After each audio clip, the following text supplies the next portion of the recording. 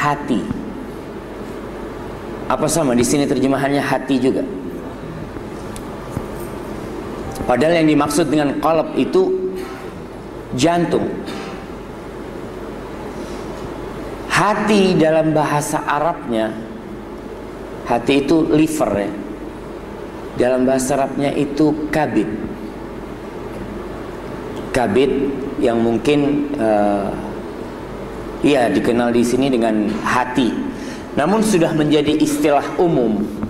Orang ketika menyebutkan sakit hati, dia tidak pegang livernya, dia pegang dadanya.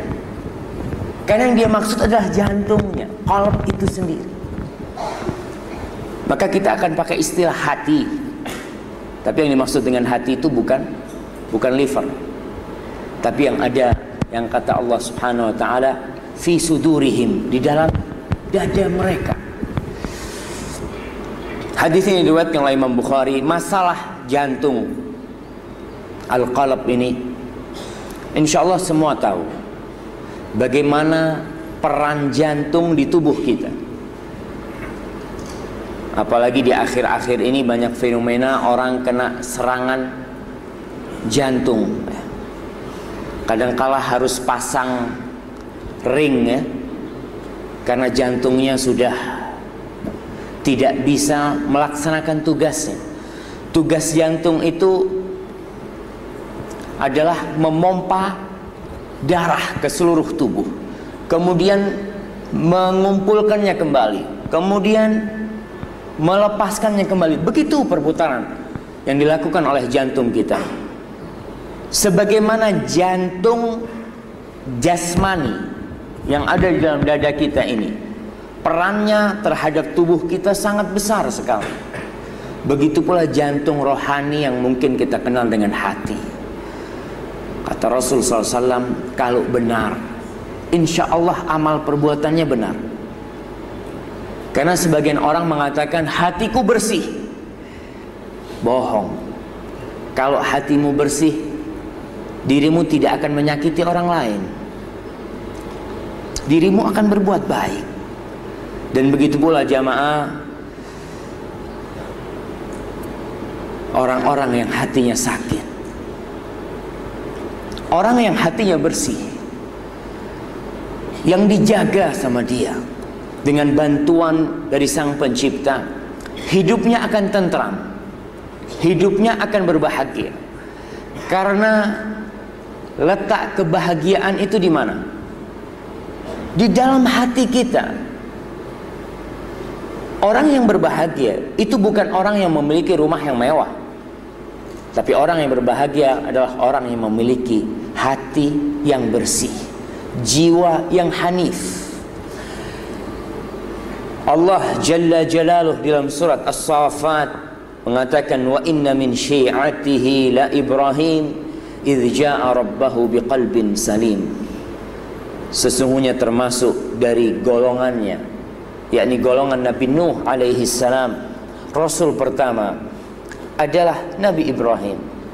Idh ja'a rabbahu biqalbin salim, ketika dia mendatangi Tuhannya dengan hati yang salim, dengan hati yang selamat. Selamat dari apa? Selamat dari semua penyakit hati. Kemudian pada hari kiamat, tatkala kita dibangkitkan dari kubur kita, dan semua bakal mati, yang kaya, yang miskin, yang tua, yang muda, yang sehat, yang sakit-sakitan, semua bakal mati. Dan ketika mati, semuanya bakal dibangkitkan dari alam kuburnya. Mereka akan digiring ke padang mahsyar. Dan pada hari itu, kata Allah Jalla Jalaluh, yauma la yanfa'u malun wala banun illa man atallaha biqalbin salim. Hari yang pada hari itu tidak bermanfaat mal, harta benda yang ditumpuk, yang dikumpulkan selama hidupnya, tidak bermanfaat. Wala banun, anak-anaknya juga tidak bisa memberikan manfaat kepada orang tuanya.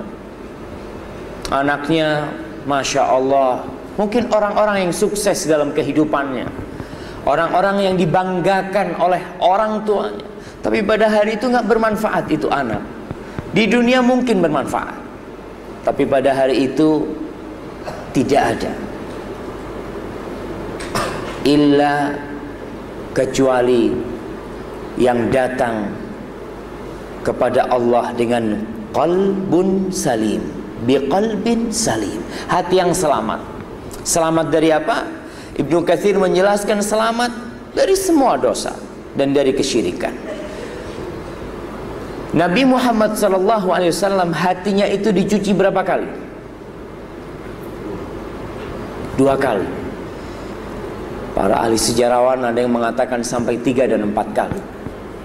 Tapi yang sahih, hatinya, jantungnya itu pernah dibelah, dikeluarkan, ada kotoran dari jantung Rasul SAW. Jibril mengatakan, hadza hadzus syaitani min, ini bagian setan dari hatimu, maka dikeluarkan, dicuci di dalam wadah, di dalam bejana dari emas dengan air Zam-Zam. Itu hati Rasul SAW.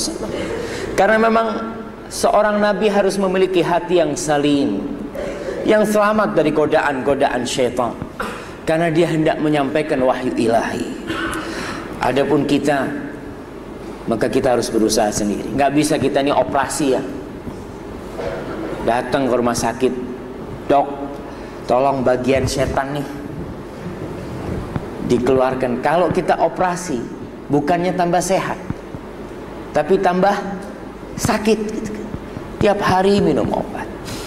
Ma'asyiral muslimin, dan antum bisa bayangkan ya, orang kalau sudah operasi, yang ada yang di bypass, ada yang macam-macam, ada yang jantungnya pakai jantung bantuan itu ya, sampai mati dia itu mengkonsumsi obat terus dia. Dan ada di antara kita yang sampai mati harus minum obat demi hatinya bersih. Godaan kita ini sampai mati, bukan karena tua, anak sudah tua nih. Memang ada istilah ya, kita istilahnya istilah Jawa lagi. Orang kalau sudah berumur ya, kalau sudah jenggotnya udah putih-putih gitu, udah pakai tongkat, itu biasanya dekat sama masjid. Dengar azan, Masya Allah, datang ke masjid. Kenapa? Kata istilah orang Jawa, mambu kuburan. Mambu kuburan itu udah bau kuburan dia, bau tanah sudah. Karena kata Rasulullah SAW, umurnya umat Nabi Muhammad ini antara 60 sampai 70 tahun.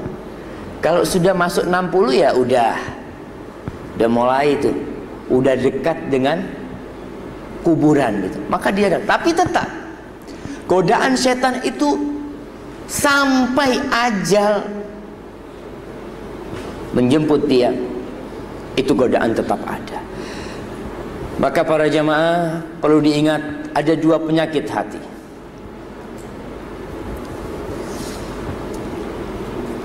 Penyakit hati ini ada 2. Ada yang disebabkan kolesterol ya, ada yang karena banyak makan lemak-lemak lah, makan apa, daging kambing mungkin kan. Saya punya teman di Jakarta buka kedai makan sate kambing. Dia marah-marah sama dokter. Dokter ini katanya bikin dagangan anak tidak laris, karena katanya kalau makan daging kambing bisa darah tinggi ya, darah apa katanya. Padahal kambing ini sehat kata dia. Masya Allah. Tapi perlu diingat, ada hal-hal yang berlebihan. Ketika dia israf ya, berlebih-lebihan, maka berbahaya semuanya. Baik itu makan nasi, ketika berlebih-lebihan akan berbahaya. Penyakit hati, hati yang tidak tampak mungkin.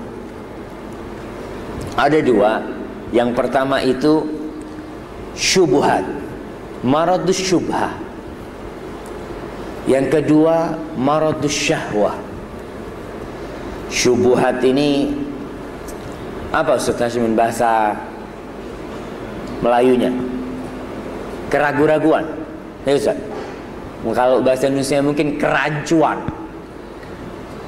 Rancu tidak jelas buat dia. Antara yang benar dengan yang salah. Ishtabah itu nggak nampak gitu buat dia. Antara yang hak dengan yang batil. Sehingga dia tidak tahu. Dia ikutin sesuatu karena menurut dia itu hak, padahal nggak hak, karena dia tidak punya ilmunya. Yang ini, penyakit ini Allah sebutkan di dalam surat Al-Baqarah ayat 10, fi qulubihim maradun. Di dalam hati mereka ada penyakit. Fazadahumullah marada walahum adzabun alimun bima kanu yakdzibun. Kemudian Allah menambahkan itu penyakit. Na'udzubillah. Ketika orang sudah sakit ditambah sama Allah penyakit sehingga susah untuk sembuh, dan ini memerlukan inayah dari Allah Subhanahu wa taala. Itu penyakit syubhat ini salah satunya penyakit orang-orang munafikin. Para jamaah, ada tidak orang munafik di masjid ini? Ada tidak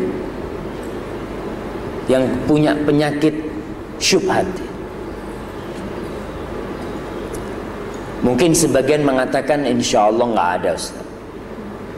Ya, harapan kita seperti itu.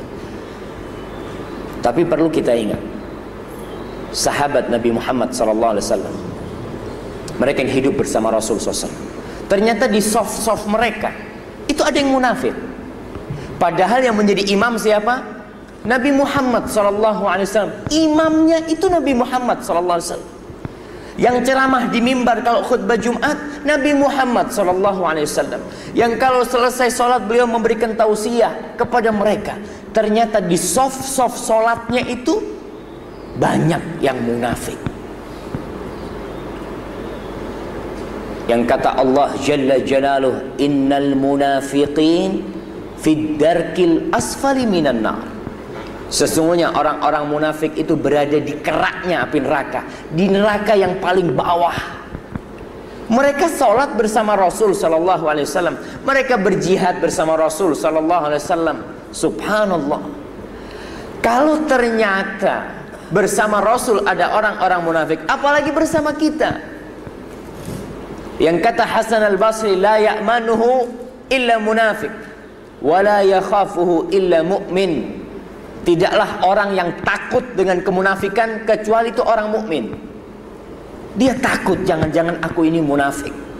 Itu mukmin.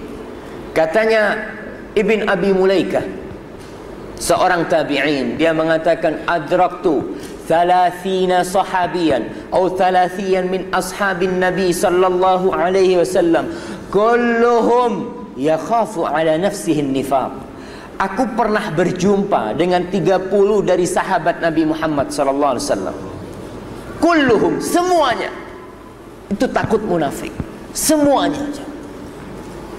Umar bin Khattab radhiyallahu taala anhu, ketika Nabi Muhammad sallallahu alaihi wasallam wafat, dia datang ke Hudzaifah ibn Yaman. Hudzaifah ini yang menyimpan nama-nama orang munafik. Hudzaifah itu menyimpan rahasia Nabi. Tahu dengan siapa yang munafik, fulan, fulan, fulan, fulan, Allah yang memberitahu. Dengan isi hati mereka. Padahal mereka sholat bersama Nabi.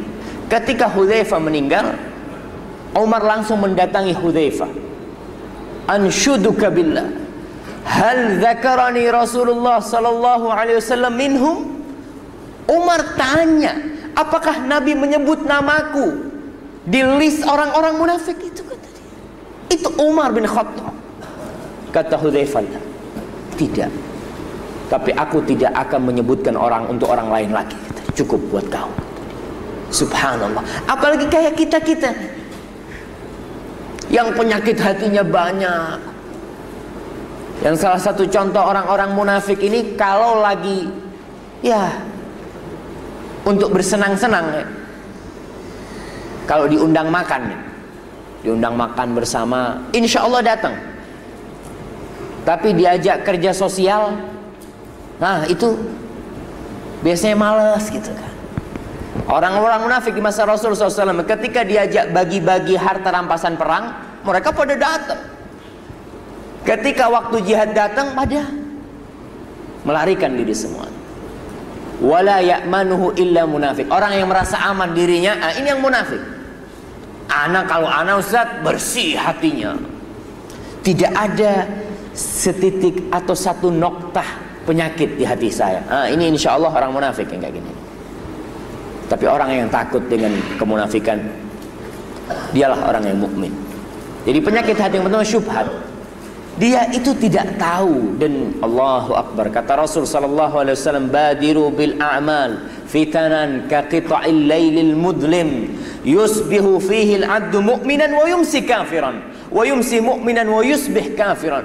Kata Rasul sallallahu alaihi wasallam, bersegeralah kalian, bercepat-cepat kalian beramal sebelum datang fitnah, godaan-godaan, masa kekacauan. Kaqita'il lailil mudlim, seperti potongan malam yang gelap gulita, yang pada masa itu seorang hamba pagi harinya ikut kajian nih, masih beriman, mungkin petangnya dia sudah kafir. Petangnya ikut kajian masih mukmin, pagi harinya dia sudah kafir. Karena hati ini. Maka syubhat, kerancuan-kerancuan yang ditebarkan oleh musuh-musuh Islam. Sekarang ini muncul gerakan-gerakan model liberalisme ya. Entah di Malaysia, mungkin tidak separah di Indonesia.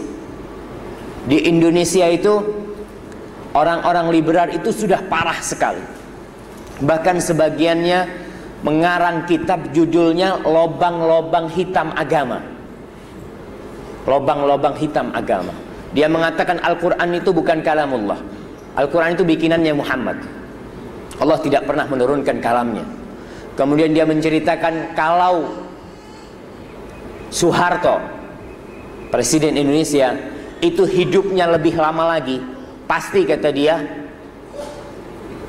Pancasila itu bisa menyaingi Al-Quran. Dan dia menceritakan juga, mengarang sebuah kitab judulnya Tuhan izinkan aku untuk menjadi pelacur. Tahu pelacur? Tuhan izinkan aku untuk menjadi pelacur. Ditulis dalam buku itu, tidak ada perbedaan antara perzinahan dengan pernikahan. Semua sama-sama memuaskan nafsu kaum lelaki. Dia bilang seperti itu. Dia na'udzubillah ya. Ketika orang sudah punya syubhat yang dia tidak tahu, apalagi anak-anak yang masih muda. Di University Indonesia itu University Islam, itu banyak pemuda yang dicuci otaknya. Saya punya ustadz dulu ketika di pesantren, di madrasah itu, dia nggak sholat, guru agama tapi tidak sholat. Setelah beberapa bulan dia kuliah di perguruan tinggi Islam. Saya tanya sama dia, Ustadz kok nggak sholat? Kita waktu itu masih murid kan. Katanya ustadznya, ya Syafiq, Allah memerintahkan kepada kita mendirikan sholat agar kita ingat sama Allah. Allah berfirman, aqimis sholata li dzikri. Dirikan sholat untuk mengingatku. Kalau ana sudah ingat sama Allah, buat apa sholat? Subhanallah, syubhat seperti itu. Orang yang tidak punya ilmu, benar ya? Iya, kalau ana sudah ingat, ada apa sholat? Dia lupa kepada Rasul sallallahu alaihi wasallam yang sampai mati beliau tetap sholat. Beliau lupa kepada Nabi Muhammad sallallahu alaihi wasallam yang kakinya bengkak karena mendirikan sholat. Itulah syubhat yang banyak ditebar oleh orang-orang non-muslim ataupun dari kalangan Islam yang munculnya sekte-sekte. Seperti di Indonesia ada seorang nabi baru, ada seorang rasul baru seminggu nih. Iya, udah ditangkap tapi dia. Cuma yang saya heran, Kenapa ada orang yang ikut? Kalau dia orang nggak waras memang mengaku menjadi Rasul. Dia punya kitab tersendiri, punya apa? Kita jangan bicara tentang Ahmadiyah ya. Kalau yang lama ada di Indonesia yang namanya Ahmad Musaddiq, mungkin baca. Dia itu Ahmad Musaddiq itu mengaku Rasul setelah Nabi. Dia mengatakan Nabi Muhammad SAW itu tidak ada Nabi setelah beliau. La nabiyya ba'di. Benar. Tapi aku adalah Rasul, kata dia. Na'udzubillah. Pengikutnya banyak. Itu penyakit. Dan setan ini tidak ada urusan dia untuk menyesatkan manusia. Mau lewat syubhat atau syahwat, yang penting ujungnya nanti di neraka, kata dia. Sama-sama dia. Penyakit yang kedua itu masalah syubhat ya. Kita berlindung kepada Allah agar Allah menyelamatkan kita dari penyakit syubhat dan menetapkan hati kita di atas agamanya. Penyakit yang kedua ini syahwat. Syahwat ini yang urusannya dengan dunia, urusannya dengan duit, urusannya dengan wanita. Kata Allah Jalla Jalaluh, ya nisa'an nabi lastunna ka ahadin minan nisa'i in ittaqaitunna fala takhdha'na bil qaul fayatma'al ladzi fi qalbihi marad wa qulna qawlan ma'rufa. Wahai istri-istri Nabi, kalian itu tidak sama kedudukannya, tidak sama martabatnya, tidak sama kemuliaannya dengan yang lainnya. Apabila kalian bertakwa, maka janganlah kalian melemah lembutkan perkataan. Apa bahasa Melayunya itu? Ada perempuan-perempuan kalau berbicara sama kaum lelaki itu lemah gemulai. Sama. Ya, jangan. Fayatma alladzi fi qalbihi marad. Itu lelaki-lelaki yang ada penyakit di hatinya. Pada masa itu orang-orang munafik. Orang-orang munafik itu menggabungkan dua penyakit, syubhat dan syahwat. Mereka yang suka menggoda wanita-wanita. Jadi perempuan itu tidak boleh melemah gemulaikan perkataannya. Biasanya kalau ngomong sama lelaki, ya siapa yang bisa ngasih contoh ini? Hah? Fayat ma'alladzi fi qalbi, yang ada penyakit di hatinya ngelihat, oh kayaknya perempuan ini suka sama aku gitu kan. Kayaknya perempuan ini mudah untuk digodain. Ada yang seperti itu, nggak boleh. Wa qulna qawlan ma'rufa, katakan yang baik lah, yang tegas kalau ngomong. Tapi juga nggak perlu marah-marah, biasa ngomongnya perempuan. Karena suara perempuan itu aurat apa bukan jemaah? Aurat apa bukan ibu-ibu?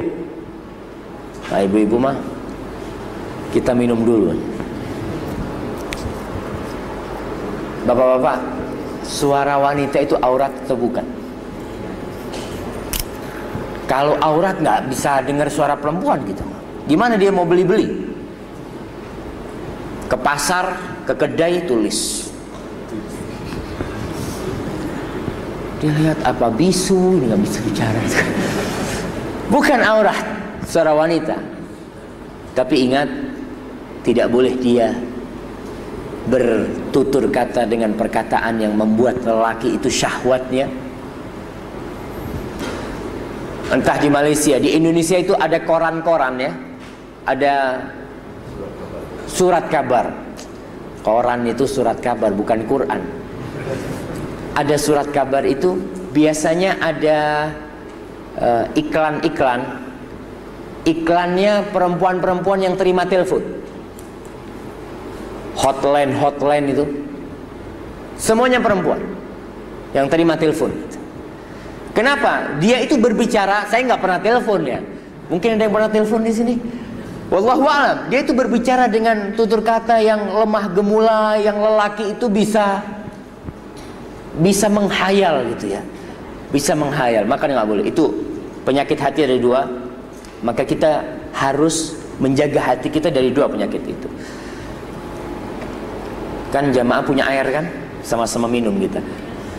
Bismillah.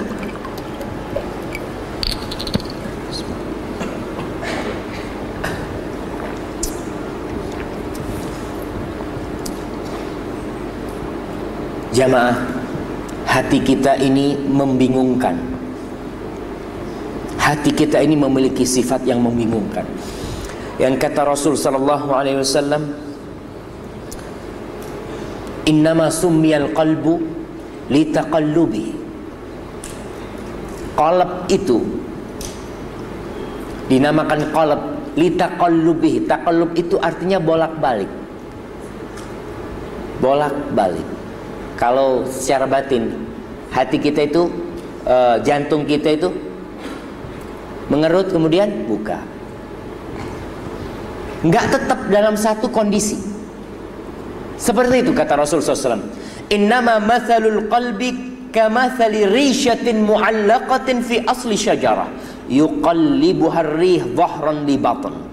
Kata Rasul SAW, permisalan kalbu ini, jantung ini, hati ini seperti bulu. Risha itu bulunya burung ya. Bulunya burung itu di atas pohon yang tergantung, yang kalau ada angin dia akan bolak-balik. Seperti itu hati. Hadis ini riwayat Imam Ahmad dan hadis ini sahih. Itu hati. Maka ingat, kita kadangkala hari ini ngomong iya, besok ngomong tidak. Hari ini kita ngomong sama istri kita, aku cinta kepadamu, gitu kan. Besoknya enggak lah, aku nggak cinta, gitu kan. Nggak jadi cintanya, gitu kan. Itu ya kondisi hati seperti itu. Terus bagaimana kalau hati kita ini bolak-balik? Siapa yang bisa membuat hati kita ini nggak bolak-balik? Ya hanya Allah Jalla Jalaluhu. Rasul sallallahu alaihi wasallam mengatakan dalam hadis riwayat Muslim, "Inna quluba bani Adam kullaha." Sesungguhnya hati manusia semuanya baina isba'aini min asabi'ir rahman, di antara dua jari dari jari-jari ar-Rahman. Ka qalbi wahidin, seperti hati satu. Hati yang banyak ini manusia, itu seperti hati yang satu. Di tangan Allah Jalla Jalaluhu, yasrifuhu haitsu yasha. Allah palingkan, Allah balikkan bagaimana Allah berkehendak. Allah Jalla Jalaluhu berfirman dalam surat Al-Hujurat ayat 7, "Walakinna Allah habbaba ilaikumul iman wa zayyanahu fi qulubikum wa karraha ilaikumul kufra wal fusuqa wal isyan ulaika humur rasyidun." Tapi Allah lah yang membuat iman itu kita cintai, dan menghiasi dengan iman itu hati kita. Allah Jalla Jalaluhu. Jadi kita tahu hati kita di tangan Allah. Yang bisa membolak-balikkan hati kita itu Allah. Yang membuat hati kita bagus itu Allah. Dan yang membuat kita benci kepada kekufuran, kita benci dengan yang namanya kekufuran. Kufra wal fusuq wal isyan. Al-kufur jelas. Al-fusuq ini para ulama menjelaskan al-kabair, dosa-dosa besar. Wal isyan, dosa-dosa kecil. Itu yang membuat kita benci kepada dosa besar itu Allah. Ada orang-orang jamaah, na'udzubillah, yang dia cinta dengan dosa. Kalau tidak berbuat dosa, tubuhnya gatel semua. Tahu gatelan ya? Kalau berbuat dosa, di situ dia merasakan ketentraman untuk hatinya. Padahal dia tidak memerlukan hal itu. Tapi karena sudah menjadi kebiasaan dia berbuat dosa. Maka ingat, Allah Subhanahu wa ta'ala lah yang memiliki hati kita. Bagaimana kita menyucikan hati kita, membersihkan hati kita? Ya tidak jalan lain kecuali memohon kepada yang memiliki hati itu, yang di tangannya hati kita semua. Allah Jalla Jalaluhu mengatakan, "Falaula fadlullahi alaikum wa rahmatuhu lakuntum minal khasirin." Andai kata kalau tidak karunia dari Allah Jalla Jalaluhu dan rahmatnya, pasti kita semua jadi orang-orang yang merugi Dalam sebuah hadis qudsi Allah berfirman, "Ya ibadi, kullukum dhal illa man hadaitu." Wahai hamba-hambaku, semua kalian ini tersesat semuanya. Illa man hadaitu, kecuali orang yang aku beri petunjuk. Fastahduni ahdikum, mintalah kalian hidayah kepadaku, aku akan kasih hidayah. Jadi kita minta kepada Allah Jalla Jalaluh. Nabi kita Muhammad SAW, apa kata Allah tentang beliau dalam surat Ad-Duha?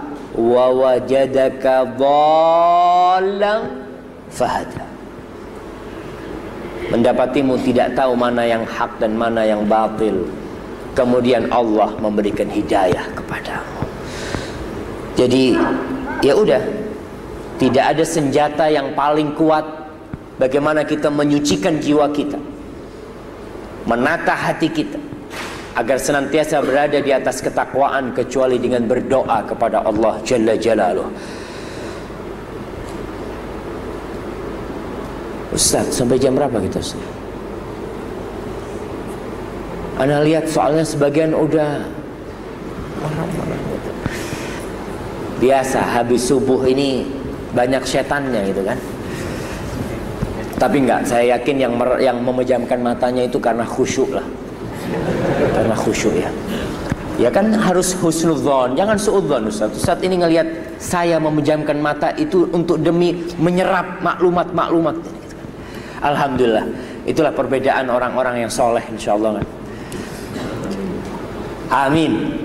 Jamaah, minta sama Allah. Rasulullah SAW itu memohon kepada Sang Pencipta. Nabi aja masih meminta, masih memohon. Di antara doa Rasul SAW, Allahumma musarrifal qulub, sarrif qulubana ala ta'atik. Wahai Allah, zat yang memalingkan hati, palingkan hati kami di atas ketaatan kepadamu. Hadis rawahu Muslim. Itu doa Rasul SAW. Dan di antara doa beliau juga dalam hadis riwayat Ahmad, ya muqallibal qulub, tsabbit qalbi ala dini. Wahai yang zat yang membolak-balikkan hati, tetapkan hatiku di atas agama. Tadi kita sampaikan, ada orang yang pagi harinya masih mukmin, sore harinya sudah tidak beriman. Entah di Malaysia, di Indonesia itu banyak pergerakan kristenisasi. Di sini ada sedikit mungkin ya, karena alhamdulillah kerajaan mungkin memiliki power untuk bisa mengendalikan itu. Di Indonesia na'udzubillah, itu kadangkala satu kampung jadi kafir semua. Di Malang Selatan itu satu kampung 90% semua dijadikan non muslim, Kristen semuanya. Sampai kuburannya pun itu dicabut itu. Orang-orang yang sudah mati pun dikristenkan, dikasih salib semuanya, supaya orang tahu bahwasanya masyarakat kampung ini supaya lupa dengan nenek moyangnya yang masih muslim. Maka kuburannya pun dibikin seperti itu. Itu benar-benar berat. Ya sebagian di antara mereka memang Islamnya Islam keturunan, dia mungkin nggak tahu dengan Islam itu sendiri. Islam KTP mungkin ya. Di sini ada KTP juga di sini. Islam KTP. Maka ingat, kita harus berdoa karena kita nggak tahu. Ada yang karena menikah dengan non muslim, pagi harinya masih sholat ya, masih sholat. Itu perempuan, siang harinya menikah dengan non muslim, maka dia berpindah agama. Na'udzubillahi minal kufri wal fusuq wal isyan. Maka ingat, berdoalah kepada Allah. Nggak ada yang tahu kita mati husnul khotimah ini, nggak ada yang tahu. Orang itu yang menjadi ukuran, yang menjadi standar kebaikan dia itu bukan sekarang, tapi adalah nanti ketika ajal menjemput dia. Sekarang sholat, sekarang mungkin masih taat, tapi bagaimana kelak ketika ajal menjemput dia? Selain berdoa, kita butuh berjuang, karena langit itu tidak menurunkan emas. Ya Allah, aku memohon rizki kepadamu. Ada doa habis subuh yang dibaca, apa doanya? Allahumma inni as'aluka ilman nafi'an wa rizqan thayyiban wa amalan mutaqabbala. Ya Allah, aku minta kepadamu ilmu yang bermanfaat, rizki yang thayyib, dan amal yang diterima. Habis sholat subuh tidur gitu kan. Apa kira-kira rizkinya bakal datang tuh? Ya Ustaz, anak tidur, nanti istri bakal bangunin. Bang, makan pagi, sarapan gitu kan. Datang rizkinya gitu kan. Ya tidak, kita harus berusaha untuk cari rizki. Itu harus berusaha. Begitu pula kita ingin membersihkan jiwa kita, kita pun harus berusaha, bekerja. Tawakal penting, tapi usaha tetap. Burung itu tawakalnya Masya Allah. Kata Rasul sallallahu alaihi wasallam, "Lau annakum tawakkaluna 'ala Allahi haqqa tawakkulih, la razaqakum kama yarzuqut tayr, taghdu khimasan wa taruhu bitanan." Kalau kalian benar tawakalnya, hakikat tawakalnya udah sampai titik maksimalnya, Allah bakal ngasih rizki kalian seperti burung. Burung itu pagi hari keluar dari sarangnya, lapar, kosong perutnya, pulang kenyang. Burung itu keluar nggak? Keluar. Kalau dia diem aja di sarangnya, nggak dapat makanan. Maka harus ada usaha. Allah Subhanahu wa ta'ala berfirman di dalam surah Al-Ankabut ayat 69, "Walladzina jahadu fina lanahdiyannahum subulan wa innallaha lama'al muhsinin." Dan sesungguhnya orang-orang yang berjuang, berjihad, berdaya upaya dalam mengharapkan hidayah, mengharapkan bantuan dari Allah Jalla Jalaluh, lanahdiyannahum subulan. Pasti kata Allah, kami akan bimbing dia menuju jalan yang benar. Kami akan berikan petunjuk kepada dia untuk meniti di atas kebenaran. Sesungguhnya Allah bersama orang-orang yang berbuat kebajikan. Yang membuat hati kita sakit dari penyakit syahwat dan syubhat itu dosa. Karena dosa itu meninggalkan titik-titik hitam, noktah-noktah hitam di dalam hati kita. Maka kalau ingin hatinya bersih, jiwanya hanif, ya berusaha untuk meninggalkan dosa. Berusahalah. Ustaz, ini kan dosa kecil, Ustaz. Jangan melihat kepada kecilnya dosa, tapi lihatlah kepada siapa kita berbuat dosa. Antum kalau bekerja di satu perusahaan, berbuat dosa sama temannya, nyakitin temannya ya, itu mungkin biasa. Tapi kalau nyakitin bosnya, kita lihatlah, ada teman-teman mungkin yang jahil ya, temennya lewat, dipasang kakinya supaya apa? Kadang-kadang pasang kakinya dia lewat supaya tersandung gitu kan. Atau menyembunyikan seliper temannya. Biasa nggak? Biasa. Tapi kalau seliper bosnya, berani dia, bisa dipecat dia gitu kan. Walillahil matsalul a'la. Ketika kita berbuat dosa kecil, ingat jangan melihat kepada kecilnya dosa itu, tapi kepada siapa? Kepada Allah yang memberi mata kita, kepada Sang Pencipta yang memberikan segalanya kepada kita. Maka berusaha untuk meninggalkan dosa. Selain itu, nafsu harus ditempa. Apa ditempa itu? Orang kalau mau bikin pedang ya, mau bikin pedang itu biasanya besinya itu dipanasin. Setelah panas dipukul pakai hammer gitu kan. Itu yang namanya nempa. Itu bahasa Indonesia lah. Bahasa Melawinya apa itu? Sama. Alhamdulillah gitu kan. Ya ditempa itu. Karena nafsu ini ternyata dia itu penguasanya hati. Yang menguasai hati kita itu nafsu. Allah mengatakan innan nafsa la ammaratum bisu. Sesungguhnya nafsu itu memerintahkan kepada keburukan. Yang nyuruh hati kita berbuat buruk siapa? Tuh nafsu. Kalau nafsunya, kalau penguasanya sudah ditempa, aman. Karena dia tidak akan memerintahkan kepada hati kecuali yang baik. Menjadi an-nafsul mutmainnah, yang bisikan-bisikannya selalu kebajikan. Itu ketika nafsunya ditempa. Nafsu ini susah menempanya. Kata orang Arab tuh, an-nafsu kat-tifli in tuhmilhu syabba ala hubbir radai wa in taftimhu yanfatim. Jiwa itu, nafsu itu seperti bayi. Bayi itu kalau dibiarkan nyusu sama ibunya, netek sama ibunya. Kalau dibiarkan dia nyusu, tidak dipisah-pisahkan atau disapih bahasa Indonesianya, sama disapih ya. Itu sampai umur 5 tahun anak masih nyusu. Betul nggak ibu-ibu? Ibu-ibu kadang-kadang punya anak udah sekolah, pulang hari cari mau nyusu sama ibunya gitu kan. Karena apa? Karena dia dibiarin nyusu.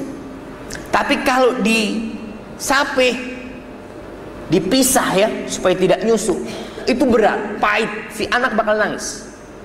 Mungkin sehari, 2 hari, 3 hari, sampai seminggu anak itu sakit, tambah kurus karena dia tidak nyusu sama ibunya.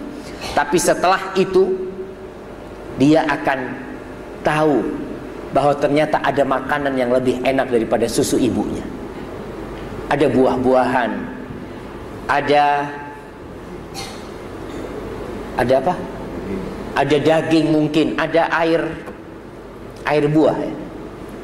Betul, ada minuman-minuman yang enak sebenarnya. Yang selama dia nyusu, itu makanan semua nggak ada yang enak. Karena dia hanya tahu susu ibunya. Begitu pula jiwa kita, seperti bayi. Kalau kita kayaknya suruh berhenti ustadznya. Syuruk jam 7.12. Ya, 15 menit lagi. Boleh ustadz ya? Bismillah. Seperti bayi, nafsu kita ini suka berbuat dosa. Suka dengan yang ya, melihat wanita. Bagi bapak-bapak ya, kalau ada perempuan lewat, Masya Allah, itu ngelihat enggak, mandang enggak, itu kan sekali aja ya, sekali gitu kan. Itu jiwanya gitu. Ketika dia memandang, Masya Allah gitu kan. Aduh kata dia, lihat lagi. Itu seperti itu. Ketika kita buka pintu buat setan, itu terus. Tapi kalau tidak. Memang pahit buat kita. Setelah lewat itu perempuan, enak hati kita. Tapi butuh perjuangan. Terus sekali, 2 kali, sehingga tadi yang terjadi, kita benci sama dosa. Ngelihat perempuan itu nggak ada. Benci sudah dengan yang namanya dosa. Karena apa? Karena sudah dibiasakan. Anak kecil ketika sudah besar, disuruh minum susu ibunya, nggak mau dia sudah. Nggak. Aduh nggak enak. Enakan yang lain-lainnya. Dan jamaah, ketika kita merasakan nikmatnya dekat sama Allah Jalla Jalaluhu, kita akan mengetahui bahwa ternyata dosa selama ini hanya kenikmatan sementara yang membuahkan penyakit. Salah satunya memandang wanita yang bukan mahramnya. Sahmun min sihamil iblis al-masmumah. Dia itu anak panah iblis yang beracun. Antum tahu beracun itu? Kalau tidak beracun, kita kena, diobatin ya, selesai. Tapi kalau beracun, kemana dia? Racunnya itu akan menuju ke dalam hati, ke jantung sini. Wanita yang kita lihat udah lewat, tapi penyakitnya udah masuk. Tidur di atas ranjang ya, Masya Allah gitu kan. Itu penyakitnya terus seperti itu. Maka hati-hati, kita putuskan, insya Allah Kalau kita, ya berat, semua butuh perjuangan, tapi perjuangan itu akan membuahkan hasil. Sebagai contoh, di Arab itu, mungkin di sini sama, ada burung elang yang digunakan untuk berburu. Ngelihat biasanya raja-raja mungkin di foto-foto ada burung. Burung itu mahal harganya. Puluhan ribu ringgit harga burung itu. Kenapa? Nafsu kita seperti burung ini. Burung itu pada hakikatnya gak suka sama manusia. Dia sukanya terbang jauh di atas bukit. Dia suka makan makanan yang berbahaya. Sukanya menjauh dari manusia. Tapi ketika burung ini ditempa, dilatih, di training terus sampai bertahun-tahun mungkin, akhirnya burung yang dulunya tidak suka sama manusia, ketika dia dilepas sama majikannya, diterbangkan untuk berburu kelinci, dia datang tuh, dia pegang itu kelinci, tidak dia makan, dia bawa ke majikannya. Padahal dahulunya kalau dapat kelinci dia makan itu kelinci, tapi karena sudah ditempa tidak lagi. Setelah selesai dia bawa buruan itu, dia bertengger di tangan majikannya, tengger lagi. Begitu pula jiwa kita. Setelah perjuangan hari yang cukup panjang, jiwa kita insya Allah akan seperti burung itu yang tunduk kepada kita, yang menjadi an-nafsul mutmainnah, yang dia tidak akan merasakan ketenangan kecuali dengan zikrullah. Dia tidak akan merasakan ketenangan kecuali dengan mencintai saudara-saudaranya. Karena ada orang yang kesian, ketika melihat jirannya baru beli mobil, beli kereta ya, kereta baru, Masya Allah, langsung badannya panas 3 hari, demam ya, demam seminggu. Kata suaminya, kenapa? Kata dia, bang, ini jiran baru beli kereta, kata dia. Iya, apa urusannya gitu? Bisa sampai panasnya demam tubuhnya. Karena hatinya sakit. Di antara penyakit hati yang berbahaya itu hasad. Tidak nyaman dengan kenyamanan orang lain. Ngelihat orang lain berbahagia, dia susah. Subhanallah. Lihat temannya sukses, dia sakit. Allahu Akbar, hati-hati. Banyak sekali kiat-kiat supaya hati kita bersih, supaya kita dapat menjaga hati kita. Yang pertama, tinggalkan segala ketergantungan kepada selain Allah. Orang yang paling sakit hatinya adalah orang musyrik, yang dia bergantung kepada makhluk yang tidak bisa berbuat apa-apa, bergantung kepada ya hal-hal yang mistik. Umpamanya, kalau kemarin kita ngisi di KBRI, juga di Saudi itu banyak mungkin pembantu rumah tangga ya, yang dia itu menggunakan dukun ya, apa macam-macam. Dia itu takut dengan majikannya, katanya majikannya jahat ya, atau apa. Kemudian dia bergantung kepada selain Allah. Maka di sini yang menyebabkan dia sakit hatinya. Bahkan bisa sampai ke tingkat kesyirikan kepada Allah Jalla Jalaluhu. Kalau takut dengan apa yang terjadi, takut menghadapi orang lain, kita punya Sang Pencipta yang dia memiliki semua yang di langit dan di bumi. Maka tinggalkan segala ketergantungan kepada selain Allah SWT. Kemudian baca kitabullah, baca Al-Quranul Karim, fihi syifa. Ada obat tuh, ada obat. Kita punya masalah, kita punya apa, baca Al-Quranul Karim. Kemudian juga zikrullah, ala bi zikrillah tatmainnul qulub. Dengan berzikir kepada Allah, hati itu menjadi tenang. Dan antum bayangkan, Ahlus Sunnah wal Jamaah, kita ini ngaku Ahlus Sunnah wal Jamaah kan? Betul? Ngaku doang. Zikirnya sedikit, yang banyak zikirnya jalan ya, zikir pagi sore gitu. Naik kereta, naik motornya, naik baca Allahu Akbar, subhanalladzi sakhkhara lana hadza wa ma kunna lahu muqrinin wa inna ila rabbina lamunqalibun. Keluar dari rumahnya baca doa terus, insya Allah kita bakal dijaga sama Allah SWT. Banyak sekali amalan-amalan yang membuat hati kita ini bersih, selamat dari penyakit. Tapi karena banyak nih, pernah seorang sahabat datang kepada Rasulullah SAW, ya Rasulullah, inna syara'i'al islami qad kathurat alayya. Ini syariat Islam ini udah banyak, udah susah nih mau ngamalinnya, ini susah kata dia. Terlalu banyak amalan-amalan. Tolong kasih aku amalan yang dengan itu aku berpegang teguh. Apa kata Rasulullah SAW? La yazalu lisanuka radban bi dzikrillah. Tetap lisanmu basah dengan zikrullah. Tetap. Ketika kita jatuh, bismillah. Karena kita terbiasa dengan zikrullah. Aku qauli hadza, itu yang bisa saya sampaikan pada pagi hari ini. Semoga Allah Jalla Jalaluh memberikan kepada kita kekuatan. Allahumma habbib ilainal iman wattaqwa wa zayyinhu fi qulubina wa karrih ilainal kufra wal fusuq wal isyan waj'alna minar rasyidin. Jadikan kita termasuk orang-orang yang cinta kepada kebaikan dan benci kepada keburukan. Wassallallahu ala nabiyina Muhammad wa ala alihi wa sahbihi wasallam.